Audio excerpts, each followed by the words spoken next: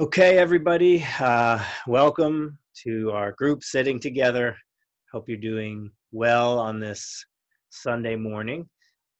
Today, kind of want to talk about courage and how this practice is really, I think, an act of courage. And I was listening to a talk by teacher Joseph Goldstein, and he was talking about the story of the Buddha, which I've heard many times and I've taught many times. And there was just something that caught me differently that I had never heard before. So just a very brief, you know, um, recap of the story of the Buddha. He was born a young prince named Siddhartha. And right before his birth, a wise man told his father that he would either grow up to be a great king or he would grow up to be a great spiritual teacher. And of course, the father wanted him to be a king like himself. So he made sure that his son, Siddhartha, the soon to be Buddha, never saw any type of suffering, anything that would make him question his life. And for many years, he lived just a life of pleasure. You can imagine being a prince, all the food that you can eat, all the drinks that you can drink, entertainment, music. I'm sure, he had dances and just really awesome kingly and princely stuff. So a life of pleasure, a life of, just that hedonic treadmill. I don't even know if that's the right, the right saying, but just really living a life for pleasing sights, pleasing sounds, pleasing tastes, pleasing feelings, pleasing states of mind.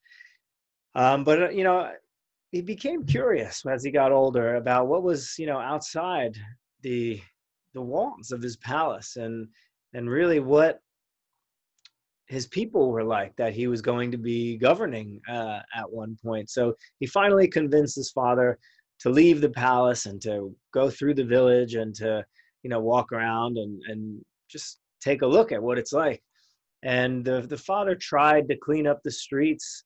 But of course, you can't get rid of everybody. So Siddhartha saw what's known as the four heavenly messengers. So he saw an old person, he saw a sick person, he saw a corpse. And mind you, he never saw, according to the story, he never saw anything like that before. So this was a shock to him. And he realized that he too is subject to these things. He is subject to age. Or subject to aging, he's subject to illness, he's subject to dying. So this was a big shock for him.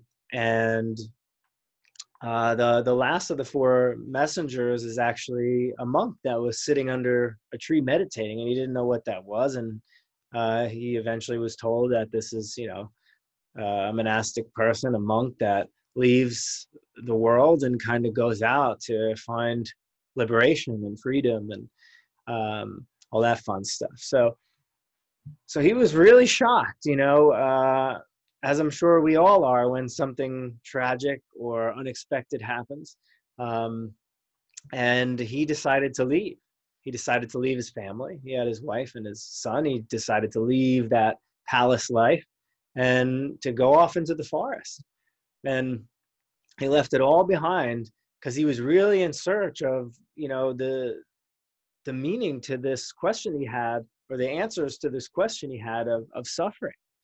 How do we live our lives knowing that it's going to end? How do we live when we're going to experience all this suffering, right? So it was a really motivating question for him. It's that existential kind of question that at some point we all kind of look at. Some of us pursue it, some of us don't. But he went out and he studied with some great yogis, and he learned a lot of different techniques to concentrate the mind. And of course, as the story goes, he excelled in all of them, but it still never solved the problem. Great, I can put myself into a blissful state of mind, but eventually that has to end, and I'm right back where I started with the same situation. So then he tried the ascetic way, which he's kind of just like torturing himself, basically. There was a belief that if you kind of malnourished the body, you would get more in touch with the soul. So he barely ate, he barely drank, did crazy things like staring at the sun, standing on one leg, just like intense things to really diminish the body so that he could get in touch with the soul. But again, he realized, he actually almost died trying to do this, that that's not the way either.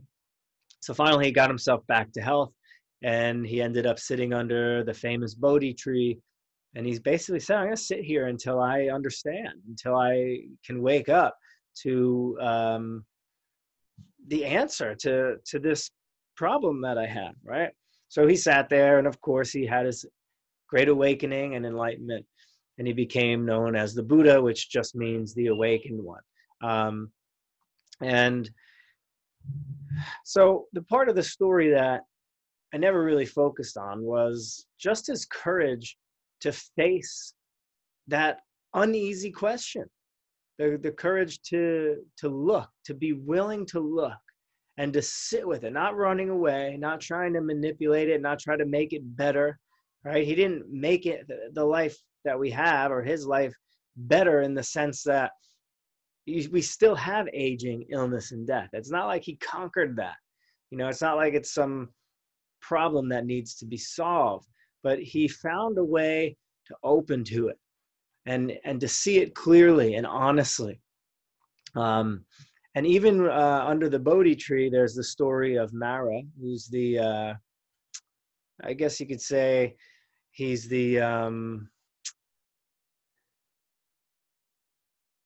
having a brain fart here. He's not the god of, well, anyway, whatever he is, he really is a metaphor for our own ego, for our own hopes and fears and expectations and cravings. And so basically he's sitting under the tree, and Mara tries to distract him and to, kind of push him away from what he's doing. But, in the story, and if you watch the movie Little Buddha with Keanu Reeves as the Buddha, which is kind of funny, but they really do this scene really well, where he's sitting there, and first Mara sends his daughter. So these 3 women try to seduce him, and he just remains unmoving. He doesn't try to look away. He doesn't say, get out of here. He, doesn't chase after them. He just sits there with an open awareness, with ease and comfort and compassion, for the whole situation. And he's sitting there unmoved.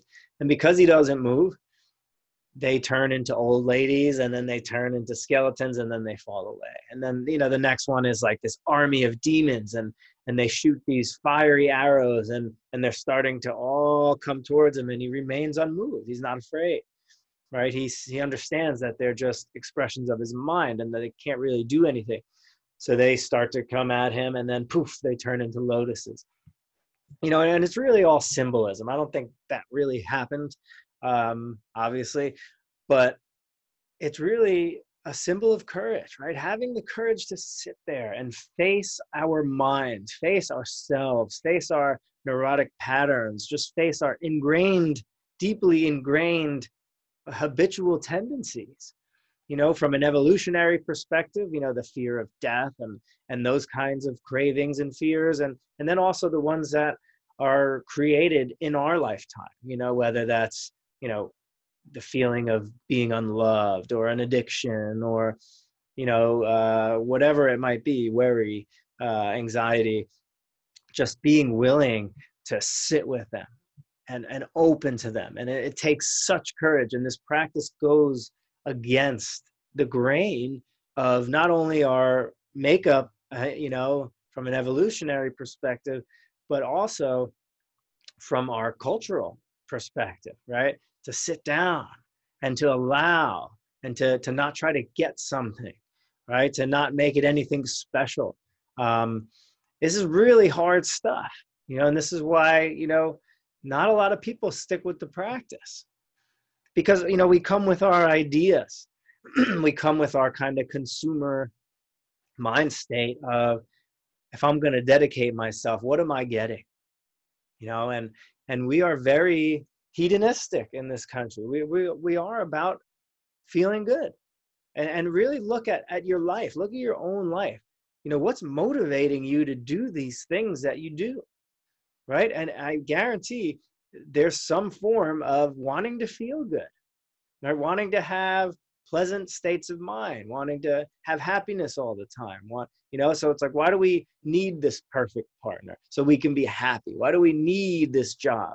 So that we can be happy and we can feel good, and we can have money to go to vacations. Why do we go on vacation? Because it feels good, and it's nice sights and nice sounds, and we can let go and just feel at ease, right? So look at what's driving you, and that's what Buddhism and well, we can put Buddhism aside. Meditation and mindfulness is really inviting you to do. It has nothing to do with Buddha when we practice mindfulness or meditation. It's really taking a good, honest look at the human condition, at our minds, at our states of mind, how we get involved with states of mind. What's driving us? What are the driving forces that are pushing us to do the things that we do, right?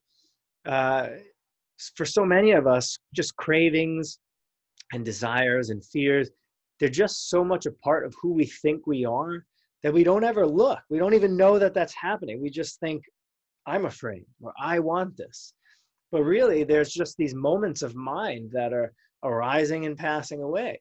And instead of just arising and passing away, let's say a craving arises, we grab hold of it. So I want a cookie. So I go and I get a cookie, right? And then you eat it. And that all started just from a little blip in the mind. Cookie, ooh, right? So you have this perception that arises in your mind. And then you have more perceptions of previous times where you had a cookie and the pleasure you got from that, and the pleasant sensations and the pleasant tastes. And then all of that comes up. And then it's like, well, I think I have a cookie downstairs in the drawer. So, and that motivates you. That little blip actually makes your legs stand up and walk downstairs, makes your arm grab it, makes you eat it.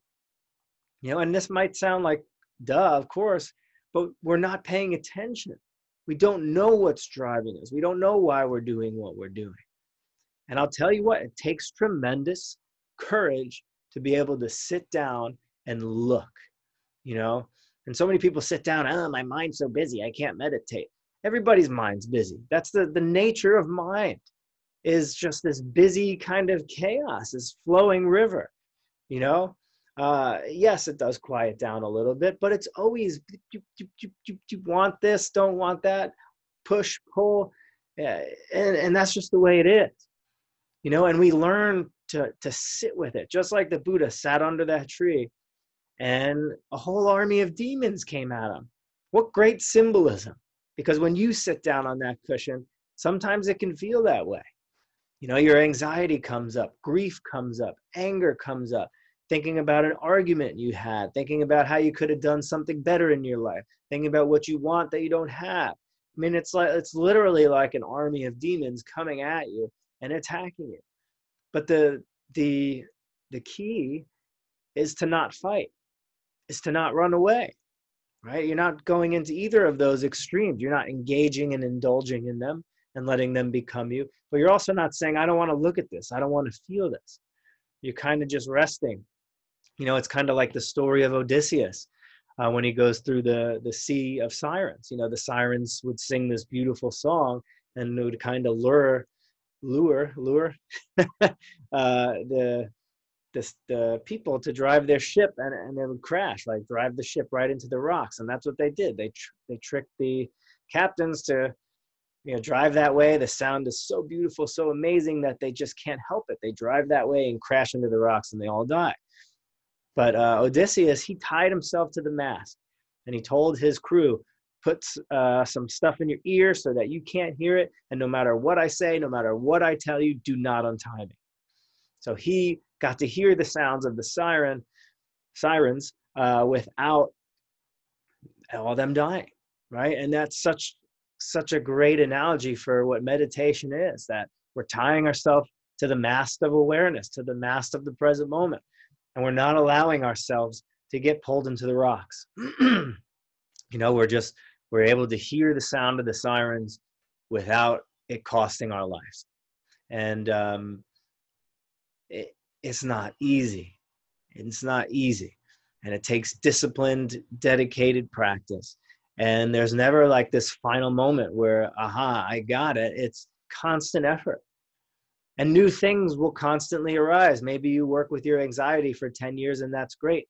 And then you feel good about it. And then something happens in your life. And then depression is the next thing, or anger or jealousy, or, it's life is always throwing new things at us. So we have to, cultivate this resilience and this courage to be willing to face life no matter what. And the practice is simple. And I'm going to read something from the Buddha, actually. Not reviving the past, not hoping to be in the future. Instead, with insight, see each arising state.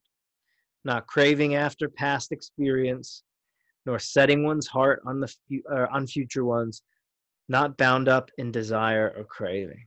So just to be in the moment and to stop. And I heard this in a poem, to unclench the fist in your mind. I love that, because that's what ego is. That's what this sense of Mark or whoever's watching, John, it's that sense of self, is that clenched fist in the mind. And we can learn to let go of that clenched fist and learn to be with these things. Train ourselves to be okay being uncomfortable, to remain at ease when our anxieties arising. We come to meditation to get rid of these things, at first at least. We eventually learn that a mature practice is not about getting rid of these things, but learning to sit with that which we wanted to get rid of when we first started, right? So we get better at being anxious, and I don't mean that in a negative way. It's like, well, we don't get worse at, we get better with being with our anxiety. We get better at being with cravings and not acting on them, and we learn to free ourselves. It's a very difficult path. If it were easy, this whole world would be peaceful. But clearly, if you look at the state of the world, which is really just an expression of the state of people's hearts and minds, it's a disaster. There's hatred, there's greed, there's ignorance, there's violence, there's oppression, there's all kinds of crazy things. And these all stem from the mind, from an untrained mind, from a mind that doesn't want to feel the pain, that doesn't want to feel the fear, but instead wants to conquer and destroy. And it doesn't work. It doesn't work. We might blow someone up thinking that will get rid of them, but that'll just hurt more people who will want to act out in violent ways and hurt us. It's just like a never ending, violence leads to more violence, because violence leads to pain, and people don't want to just experience pain and cultivate compassion. They want to fight back. You killed my family, I want to kill your family, and it goes on and on and on and on and on, and it won't stop.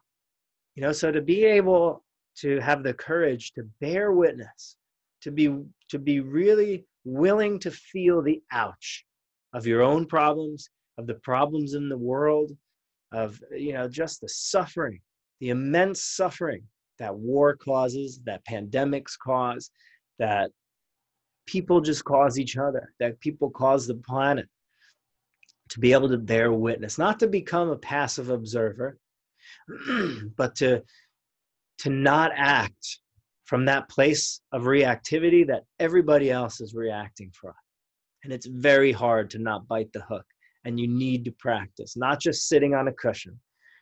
You need to practice with every moment of your life. You need to be dedicated fully to your life, just like they said. Not reviving the past, not hoping for the future. Instead, with insight, see each arising moment. Be here fully with your life, with an unclenched fist in the mind. Then you can act appropriately. Then you can, act in a transformative way. You can act in a different way that might have different results, right? Because we keep doing, as human beings, the same thing, and it keeps getting us the same result. So maybe it's time to do something differently. And, it always breaks my heart that that this group doesn't have millions of people, and not because me, I'm not trying to be famous, I don't care about that, but that we don't have people dedicated to waking up, dedicated to a new way of living and being that can transform the world. You know, one president is not going to change the country. One person cannot change everybody. We all have to do it. We all have to dedicate ourselves to waking up, and even just dedicate ourselves to nonviolence. Just that. If everybody could just understand that one thing, I have 24 hours. Well, most of us sleep, so let's say we have 15 hours, 12 hours where we can practice not bringing harm, not bringing suffering into this world, where we can practice living for others, you know, without forgetting about ourselves, but living for others, living to help relieve suffering, living to help not add suffering, right? And if we could just go that, you know, nobody wants to suffer. Nobody wants to be treated like garbage. Nobody wants to be killed or have their family. So we could just all say, all right, today I'm not going to kill anybody. I'm not going to hate anybody. I'm not going to, you know, put somebody down because of the way they look or what they believe in. Or it takes courage. It's hard because we're not made that way. We're made with that tribalistic, like either in or you're out. You're like me or you're not. You know, you're a threat. So it takes tremendous courage. And this was something that was just so inspiring when because I never looked at it like that. I never saw that part of the story. And I think it's good to hear as practitioners out there that if you are sitting every day and you feel like you're not doing much, and you know, or you feel like you're the only one practicing and it's discouraging, but to realize that you're cultivating tremendous courage, and doing something really good for humanity by working on your own mind and working on your own reactivity. So that's all I got today. So we're gonna do we'll do a little meditation, and then we'll open it up for some chat. So I'm gonna use the bell this time. I know it sounds bad out there on the interwebs, um, but that's fine. So just hear what you can hear. It might sound funky, but let it be that way. And as we sit here, I want you to not have a method at all. I literally want you to just bear witness to the rawness of you sitting there, the aches, the pains, the scattered mind, the different sounds. And I want you to almost think of your body and mind as like a nature reserve, you know, or just like being thrown into like the middle of a beautiful rainforest. So your body and your mind are just nature expressing itself, you know, like, so kind of look at it impersonal like that. You know, it's almost like you're sitting out in the nature reserve and your thoughts are like birds flying from one tree to another. Your emotions are like the wind blowing in the trees. You know, just try to imagine everything that you normally take personally as just nature, and just bear witness to that. Bear witness to the pleasant, the unpleasant, the neutral, the boredom. Welcome it all and just see. Be willing to sit for 15 minutes. We're going to sit and just watch what happens. The sounds, thoughts, sensations, all of it. So let's give it a shot.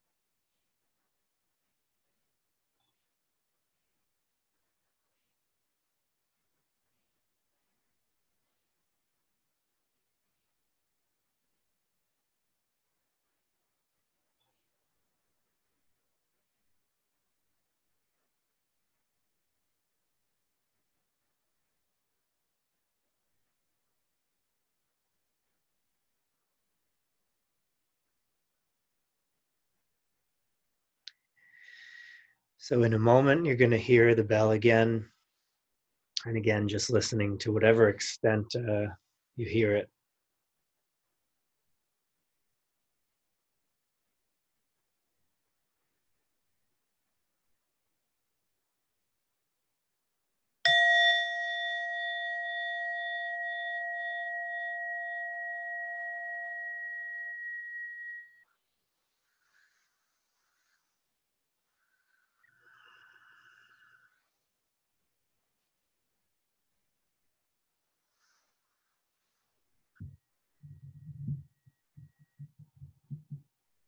So we can all take a deep breath together in the nose, out the mouth.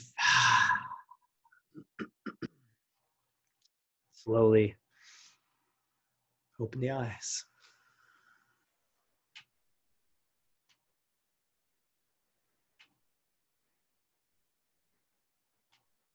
All right. So for those of you on Facebook, we'll see you next time. Hopefully you can join us on on Zoom, so that we can chat afterwards. And for those of you on YouTube, same thing. Hopefully you can join us one Sunday so that you can join the connecting and sharing that follows this. So have a good day, guys.